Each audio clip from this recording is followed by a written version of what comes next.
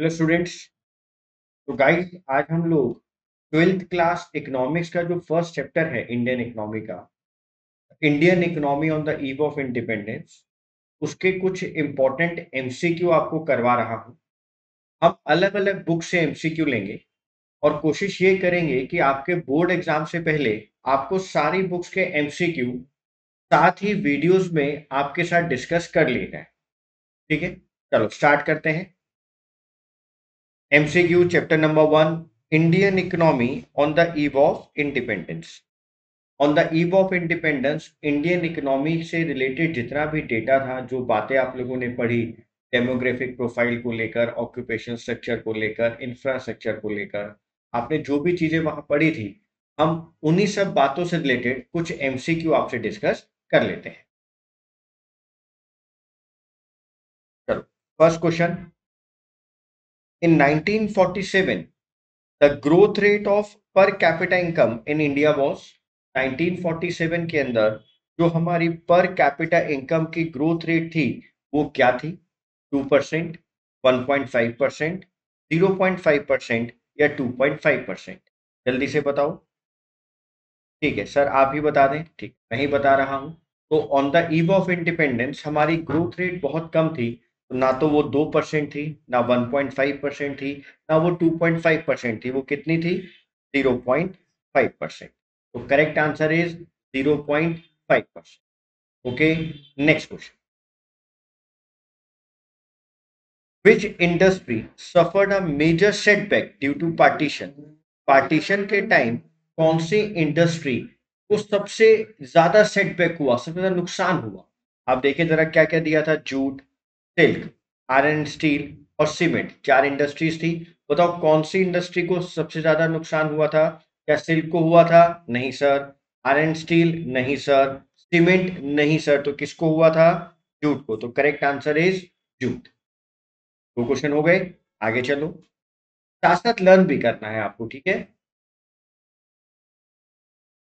Question number 3, which industry suffered a major setback due to discriminatory trade policy adopted by the Britishers? आपको ये बताना है कि जो ब्रिटिशर्स ने हमारे यहाँ पर डिस्क्रिमिनेटरी टैरिफ पॉलिसी ली थी कि साहब जो वो चीजें इंडिया के अंदर एक्सपोर्ट कर रहे थे, इंडिया में जो चीजें इंपोर्ट कर रहे थे, तो वहां पर उन्होंने टैक्सेशन को लेकर एक डिस्क्रिमिनेशन रखा था कि वो यहाँ से जो रॉ मटेरियल लेकर जा रहे थे, जो इंडिया से बाहर एक्सपोर्ट कर रहे थे रॉ मटेरियल, उस पर टैक्स नहीं लगा रहे थे, या कम टैक्स लगा रहे थे, या नेग्लिजिबल टैक्स लगा रहे थे। लेकिन वो जो इंडिया के अंदर फिनिश गुड्स इंपोर्ट कर रहे थे उस पर हैवी टैक्स लगा रहे थे, हैवी ड्यूटीज लगा रहे थे। तो ये डिस्क्रिमिनेटरी ट्रेड पॉलिसी थी। तो हमारे को ये बताना है कि इस डिस्क्रिमिनेटरी ट्रेड पॉलिसी से कौन सी इंडस्ट्री ज्यादा अफेक्ट करी थी, ज्यादा सेटबैक हुई थी, जो पीछे बैकवर्ड हो गई थी एकदम। कौन सी इंडस्ट्री थी? सीमेंट नहीं, आयरन स्टील नहीं, पेपर नहीं, हैंडीक्राफ्ट इंडस्ट्री। और आप लोगों ने पढ़ा भी था कि हमारी हैंडीक्राफ्ट इंडस्ट्रीज क्या हो गई थी? बहुत ज्यादा पीछे बैकवर्ड हो गई थी। हैंडीक्राफ्ट इंडस्ट्री ऑलमोस्ट खत्म सी हो गई थी, क्योंकि हम लोग क्या कर रहे थे? मशीन मेड गुड्स परचेज कर रहे थे। Next, question number 4, the most important infrastructure developed during the British rule was. आपको ये बताना है कि ब्रिटिशर्स ने जो सबसे इंपॉर्टेंट इंफ्रास्ट्रक्चर, क्या रोड्स करे थे? नहीं। क्या उन्होंने हमारे यहाँ पर टेलीकम्युनिकेशन इंप्रूव किया था? नहीं। क्या एयर एंड वाटर ट्रांसपोर्ट किया था? नहीं। सबसे इंपॉर्टेंट कंट्रीब्यूशन, जो पॉजिटिव कंट्रीब्यूशन ब्रिटिशर्स ने हमें दिया, वो क्या था? एयरवेज नहीं, वाटरवेज नहीं, नन ऑफ दीज नहीं। कौन सा था? रेलवेज। तो रेलवे सबसे इंपॉर्टेंट और पॉजिटिव कंट्रीब्यूशन था by the Britishers. Question number 5, sir ये हमें याद है। Which year is described as the year of great divide? Year of great divide कौन सा लर्न करवाया था? सर 1921। ये हमें अच्छे से याद है, शाबाश स्टूडेंट्स।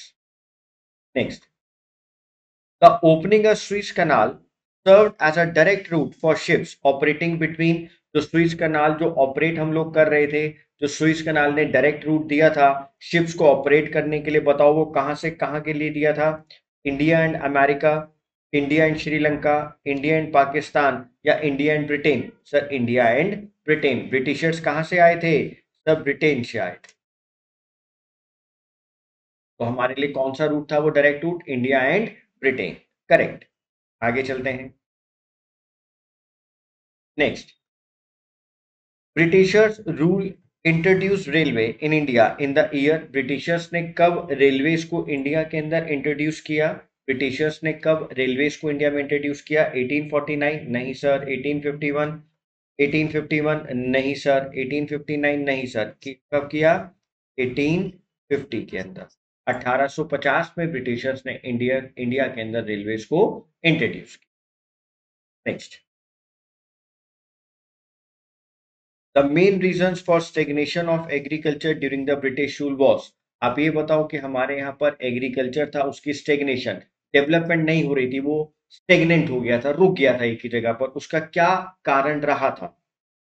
लो literacy rate, discriminatory tariff policy, land tenure system, या deindustrialisation? Sir low literacy rate नहीं, इससे क्या फर्क पड़ता है? डिस्क्रिमिनेटरी टैरिफ पॉलिसी नहीं, ये तो फॉरेन ट्रेड की बात हो रही थी। डी इंडस्ट्रियलाइजेशन इंडस्ट्रीज की बात ही नहीं सर। लैंड टेन्योर सिस्टम, तो लैंड टेन्योर सिस्टम था, जमींदारी सिस्टम आपको समझाया था ना, तो लैंड टेन्योर सिस्टम की वजह से हमारे यहाँ पर एग्रीकल्चर स्टेगनेंट हो गया था, उसमें कोई डेवलपमेंट नहीं आ रही। Next, question number 9, what was the principal source of occupation during the British rule? आप ये बताओ, ब्रिटिश रूल में इंडिया के अंदर मेन ऑक्यूपेशन सोर्स क्या था?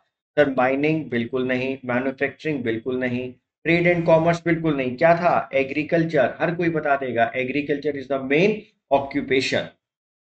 Question number 10, when was the first official census conducted in India? India के अंदर फर्स्ट पॉपुलेशन को लेकर ऑफिशियल सेंसस कब कंडक्ट किया गया था? 1882? अरे नहीं सर। 1885? बिल्कुल नहीं। 1886? बिल्कुल नहीं। कब किया गया था? 1881। Correct answer is 1881। I hope आपको ये 10 के 10 एमसीक्यू अच्छे से लर्न हो गए होंगे। तो इसके आगे की वीडियोस के लिए चैनल को सब्सक्राइब करो, चैनल को देखते रहो, लाइक करते रहो, और अगर आपको लगता है कि कुछ वीडियोस या कुछ कॉन्सेप्ट आप लोगों को मुझसे समझना है या आपको चाहिए, तो आप कमेंट बॉक्स में लिखें, हम उसके ऊपर वीडियोस जरूर बनाएंगे। Bye students.